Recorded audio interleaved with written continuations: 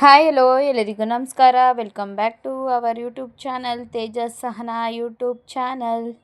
ಇವತ್ತು ವರಮಹಾಲಕ್ಷ್ಮಿ ಹಬ್ಬದ್ದು preparation and Varamahalakshmi ಹಬ್ಬದ್ದು ಲಾಗ್ ಆಗಿರುತ್ತೆ. ಇದು ಪಾರ್ಟ್ 1 ಆಗಿರುತ್ತೆ. ಪಾರ್ಟ್ 2 ನೆಕ್ಸ್ಟ್ ವಿಡಿಯೋದಲ್ಲಿ ಬರುತ್ತೆ. ಆವತ್ತು ನೈಟು ಹೂವು ಕಟ್ಟೋದ್ರಿಂದ ಸ್ಟಾರ್ಟ್ ಆಗಿದ್ದು. ನನ್ನ ಮನೇಲಿ ಎಲ್ಲರಿಗೂ ಹೊಟ್ಟೆ ಸಿತಿತ್ತು ಅಂತಂದ್ಬಿಟ್ಟು ಪಿಜ್ಜಾ ತರಿಸ್ಕೊಂಡು ತಿಂತಾಯಿದ್ರು. ಇನ್ನು ನಾನು ತಿನ್ನಲ್ಲ, ನನ್ನ ನಾದಿನಿನೂ ತಿನ್ನಲ್ಲ. ಅವರು ಕಜ್ಜಿಕಾಯಿ ಮಾಡ್ತಾಯಿದ್ರು, ಅವರು ಮತ್ತು ನಮ್ಮ ಅತ್ತೆ. ನಾನು ಅವ್ರಿಗೆ ಹೆಲ್ಪ್ ಮಾಡಿಕೊಂಡು ನನ್ನ ಮಗಳ ಜೊತೆ ಆಟ ಆಡಿಕೊಂಡು ಕೂತಿದ್ದೆ. ಅದಾದಮೇಲೆ ಜಾಗ ಬೇಕಲ್ಲ ಅಂತ ಅಂದ್ಬಿಟ್ಟು ಸೋಫಾ ಎಲ್ಲನೂ ನನ್ನ ಅಳಿದಿರು ಇಬ್ಬರೂ ತೊಗೊಂಡು ಆಚೆ ಇಡೋಣ ಅಂತ ಅಂದ್ಬಿಟ್ಟು ಎತ್ಕೊಂಡು ಸಾಹಸ ಮಾಡ್ತಾಯಿದ್ರು.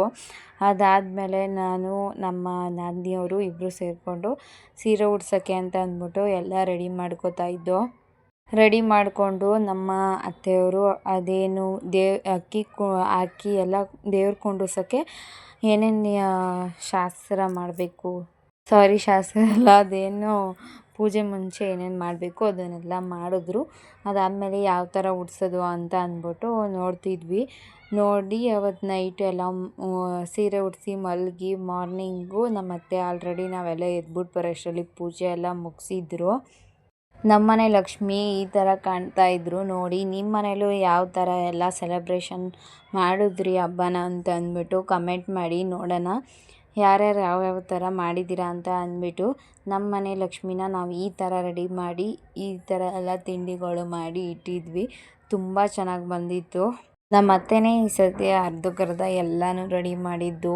ಪೂರ್ತಿಯಾಗಿ ಅವರೇ ಎಲ್ಲ ಮಾಡಿ ಪೂಜೆ ಎಲ್ಲ ಮುಗಿಸಿದ್ರು. ಅದಾದಮೇಲೆ ಎಲ್ಲ ಮುಗಿಸ್ಕೊಂಡು ನಾವು ಸ್ನಾನ ಎಲ್ಲ ಮಾಡ್ಕೊಂಡು ಬಂದ್ವಿ. ಬಂದಾದಮೇಲೆ ನಮ್ಮ ಅತ್ತೆ ಆಲ್ರೆಡಿ ಒಬ್ಬಟ್ಟು ಮಾಡೋಕ್ಕೆ ಅಂತ ಅಂದ್ಬಿಟ್ಟು ಎಲ್ಲ ರೆಡಿ ಮಾಡಿಕೊಂಡು ಕೂತಿದ್ರು. ಆಮೇಲೆ ಅವರ ಮೊಮ್ಮಗ ಬಂದ್ಬಿಟ್ಟು ಏನೋ ಕೇಳ್ತಿದ್ದ ಅಂತ ಅಂದ್ಬಿಟ್ಟು ಅವ್ರಿಗೆ ಹೇಳ್ತಾಯಿದ್ರು ಆಯಿತಾ. ಅದೆಲ್ಲ ಮುಗಿಸ್ಕೊಂಡು ಒಬ್ಬಟ್ಟಿಗೆಲ್ಲ ರೆಡಿ ಮಾಡಿಕೊಟ್ಟು ಒಬ್ಬಟ್ಟು ನಾವು ಮನೇಲೇ ರುಬ್ಸೋಕ್ಕೆ ಕೊಟ್ಟು ಕಳಿಸಿದ್ವಿ. ಅದಕ್ಕೋಸ್ಕರ ನಮ್ಮ ಯಜಮಾನ್ರು ನಮ್ಮ ಅತ್ತೆಯವರು ಇಬ್ಬರೂ ಪಾಪು ಜೊತೆ ಆಟ ಆಡಿಕೊಂಡು ಮಾತಾಡಿಸ್ಕೊಂಡು ಕೂತಿದ್ರು. ಒಬ್ಬಟ್ಟು ಹೂರಣ ತರಬೇಕಾಗಿತ್ತಲ್ಲ ಅದಕ್ಕೋಸ್ಕರ ಅಂತ ಅಂದ್ಬಿಟ್ಟು. ತುಂಬ ಚೆನ್ನಾಗಾಯಿತು ಹಬ್ಬ ಮಾತ್ರ. ಸಖತ್ತು ಇಷ್ಟ ಆಗೋಯಿತು ಈ ಸತಿ ಹಬ್ಬ. ಎಲ್ಲರೂ ಸೇರ್ಕೊಂಡಿದ್ವಿ. ಅದಾದಮೇಲೆ ನಮ್ಮ ಮನೇಲಿ ಏನೇನು ಅಡುಗೆ ಮಾಡಿದ್ವಿ ಅಂತ ಅಂದ್ಬಿಟ್ಟು ನೋಡಿ. ಒಬ್ಬಟ್ಟು, ಅದಾದಮೇಲೆ ಒಬ್ಬಟ್ಟಿನ ಸಾರು ಮತ್ತು ಕಾಯಲ್ಲು ರೈಸು, ಅದಾದಮೇಲೆ ಕಾಳುಗೊಜ್ಜು ಎಲ್ಲನೂ ಮಾಡಿದರು. ಅದನ್ನೆಲ್ಲ ಊಟ ಮಾಡಿ ಸಾಯಂಕಾಲ ನಮ್ಮ ಮನೆಯಲ್ಲಿ ನಮ್ಮ ಅತ್ತೆಯವರು ಆವಾಗಿಂದ ನಡ್ಸ್ಕೊಂಡು ಬಂದಿದ್ದಾರೆ. ನಮ್ಮ ಅತ್ತೆ ಮಾವ ಮೊದಲು ಕೂತ್ಕೊಂಡು ಎಲ್ಲ ಪೂಜೆ ಎಲ್ಲ ನಡೆಸ್ಕೊಡ್ತಿದ್ರು. ಈ ಸತಿ ಇಲ್ಲ, ಹೋದ ಸತಿಯಿಂದನೂ ನಾನು ನಮ್ಮ ಮನೆಯವರು ಇಬ್ಬರು ಕೂತ್ಕೊಂಡು ಆ ಪೂಜೆನ ನಡೆಸ್ಕೊಡ್ತೀವಿ. ತುಂಬ ಚೆನ್ನಾಗಿ ಬಂತು ಆ ಪೂಜೆ ಎಲ್ಲನೂ. ಪ್ರತಿ ಸಲವೂ ಹೋದ ಸತಿ ನಾನು ನಮ್ಮ ಮನೆಯವರು ಕೂತಿದ್ದು, ಈ ಸತಿ ನನ್ನ ಮಗಳು ಆ್ಯಡಪ್ ಆಗಿದ್ದಾರೆ. ಅವರು ಮೈಕಲ್ಲಿ ಹಾಡು ಹೇಳೋದು ಮತ್ತು ಮಾತಾಡೋದು ಇವನ್ನೆಲ್ಲನೂ ಕೇಳಿಸ್ಕೊಂಡು ಅವ್ರ ಅಪ್ಪನ ತೊಡೆ ಮೇಲೆ ಕೂತಿದ್ಲು. ತುಂಬ ರಚೆ ಮಾಡಿದ್ಲು. ತುಂಬ ಜನ ಮತ್ತು ಅವಳದು ಲಂಗ ಬ್ಲೌಸ್ ಅವೆಲ್ಲನೂ ಹೊಸ್ದಾಗಿ ಹಾಕಿದ್ದಲ್ವ, ಅದಕ್ಕೋಸ್ಕರ ಅಂತ ಅಂದ್ಬಿಟ್ಟು ಸಖತ್ತು ರಚೆ ಮಾಡಿದ್ಲು. ಹೇಗೋ ಮುಗೀತು. ಆದರೂ ತುಂಬ ಚೆನ್ನಾಗಿದೆ. ಹೋದ ವರ್ಷ ಲಕ್ಷ್ಮಿ ಬೇಕು ಅಂತ ಅಂದ್ಬಿಟ್ಟು ನಮ್ಮ ಅತ್ತೆಯವರು ಲಕ್ಷ್ಮಿ ಹಬ್ಬದ ದಿನ ಕೇಳ್ಕೊಂಡಿದ್ರು. ಈ ವರ್ಷ ಅದೇ ಲಕ್ಷ್ಮಿ ನಮ್ಮ ಮನೆಗೆ ನನ್ನ ಮಗಳ ರೂಪದಲ್ಲಿ ಬಂದಿದ್ದಾಳೆ ಅನ್ನೋದು ನಮ್ಮ ಖುಷಿ. ನನ್ನ ಹಸ್ಬೆಂಡ್ ಲೈಫಿಗೆ ಈಗ ಆಲ್ರೆಡಿ 3 ಲಕ್ಷ್ಮೀದಿರು ಇದ್ವಿ.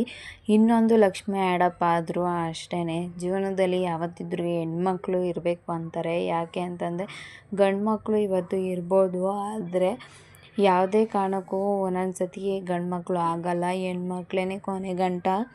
ಗಂಡು ಮಕ್ಕಳು ಕೊನೆಗೆ ಕೈ ಬಿಟ್ಟರು ಹೆಣ್ಮಕ್ಳು ಕೈ ಬಿಡಲ್ಲ ಅಂತ ಅಂತಾರೆ.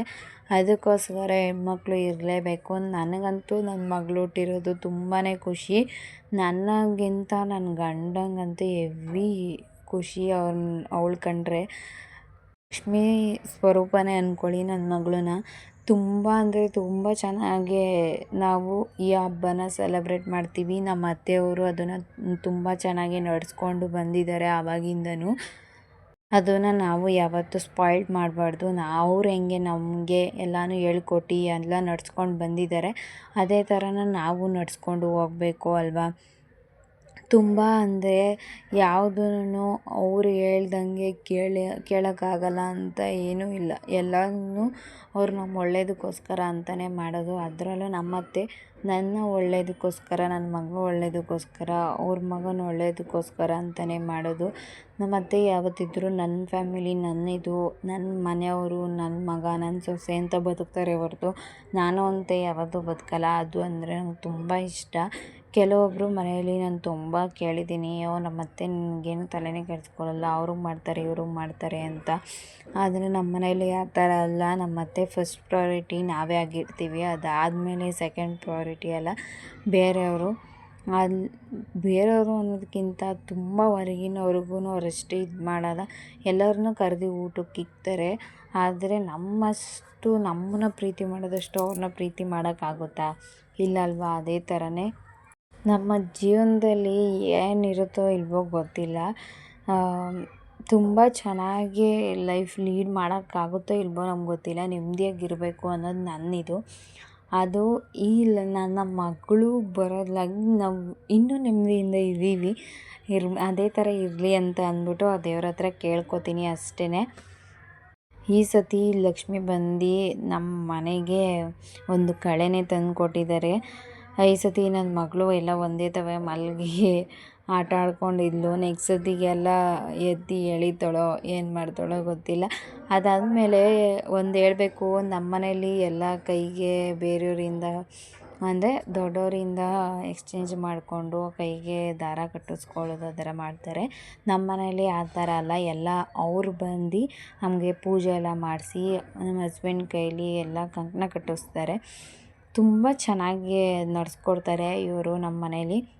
ಈ ಹಬ್ಬ ಅಂದ್ರೇ ಒಂಥರ ಖುಷಿ ನಮಗೆ. ಅದೇನೋ ಗೊತ್ತಿಲ್ಲ, ಅದು ಲಕ್ಷ್ಮಿ ಅಂತ ಅಂದ್ರೇ ತುಂಬ ಇಷ್ಟ. ಈ ಹಬ್ಬ ಮಾಡೋಕ್ಕೂ ಒಂದು ರೀಸನ್ ಇದೆ. ನಮ್ಮ ಅತ್ತೆ ಅವ್ರನ್ನ ಯಾರೋ ಒಬ್ಬರು ನಿಮ್ಮ ಕೈಲಿ ಹಬ್ಬ ಮಾಡೋಕ್ಕಾಗಲ್ಲ ಅಂತೆಲ್ಲ ಹೀಯಾಳಿಸ್ಬಿಟ್ಟಿದ್ರಂತೆ. ಅದಕ್ಕೋಸ್ಕರ ಅಂತ ಅಂದ್ಬಿಟ್ಟು ಹತ್ಕೊಂಡು ಅವತ್ತು ಬಂದು ಮಲಗಿದಾಗ ದೇವರು ಬಂದು ಅದಕ್ಕೋಸ್ಕರ ಅವರು ಹತ್ಕೊಂಡು ಬಂದು ಮಲ್ಕೊಂಡ್ಬಿಟ್ಟು ಅವತ್ತು ಮಲಗಿದಾಗ ದೇವರು ಒಂದು ಮಗು ರೂಪದಲ್ಲಿ ಬಂದು ನೀನು ಯಾವ ಥರ ಮಾಡಿದ್ರೂ ನನಗೆ ಸಲ್ಲುತ್ತೆ, ನೀನು ಈ ಹಬ್ಬನ ಮಾಡು, ನಿನ್ನ ಕೈಲಿ ಆಗುತ್ತೆ ಅಂತ ಅಂದ್ಬಿಟ್ಟು ಅವರು ಹೇಳಿದ್ರಂತೆ. ಅದಕ್ಕೋಸ್ಕರ ನಮ್ಮ ಅತ್ತೆ ಆವತ್ತಿಂದ ದೇವ್ರು ಮಾಡೋಕ್ಕೆ ಸ್ಟಾರ್ಟ್ ಮಾಡಿದ್ರು ವರಮಹಾಲಕ್ಷ್ಮಿ ಹಬ್ಬನ.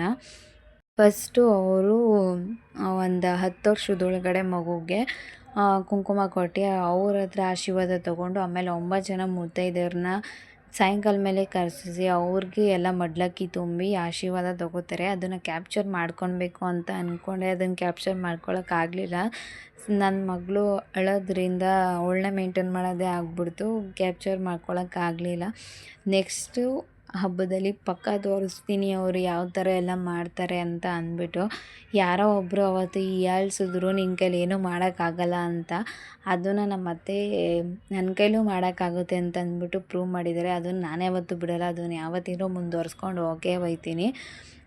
ಅವರಷ್ಟು ಮಾಡಿಲ್ಲ ಅಂತಂದ್ರೂ ಅವ್ರದ್ರಲ್ಲಿ ಅರ್ಧ ಕಾಲು ಭಾಗನಾದ್ರು ಮಾಡೋಷ್ಟು ದೇವ್ರು ನಂಗೆ ಶಕ್ತಿ ಕೊಡಲಿ. ನಾನು ಮಾಡೇ ಮಾಡ್ತೀನಿ, ಯಾವತ್ತೂ ಬಿಡಲ್ಲ. ಅವರು ನಡ್ಕೊಂಡು ಬಂದಿರೋ ದಾರಿನ ನಾನು ಯಾವತ್ತೂ ಬಿಡಲ್ಲ, ಅದನ್ನು ನಡೆಸ್ಕೊಡ್ತೀನಿ ಅಂತ ನಾನು ಈ ವಿಡಿಯೋ ಮುಖಾಂತರ ಅವ್ರಿಗೆ ಹೇಳೋದು. ಅವರು ಈ ವಿಡಿಯೋಸ್ ಎಲ್ಲ ನೋಡಲ್ಲ, ಆದ್ರೂ ಹೇಳ್ತಿದ್ದೀನಿ. ನನಗೆ ಏನೋ ಒಂಥರ ಖುಷಿ. ಅವರು ದೇವ್ರ ವಿಚಾರದಲ್ಲಿ ತುಂಬಾ ಒಂಥರ ಸ್ಟ್ರಿಕ್ಟ್ ಅನ್ನೋದಕ್ಕಿಂತ ತುಂಬ ಭಕ್ತಿ ಇಟ್ಟು ಮಾಡ್ತಾರೆ. ಅದು ತುಂಬ ಇಷ್ಟ ನನಗೆ.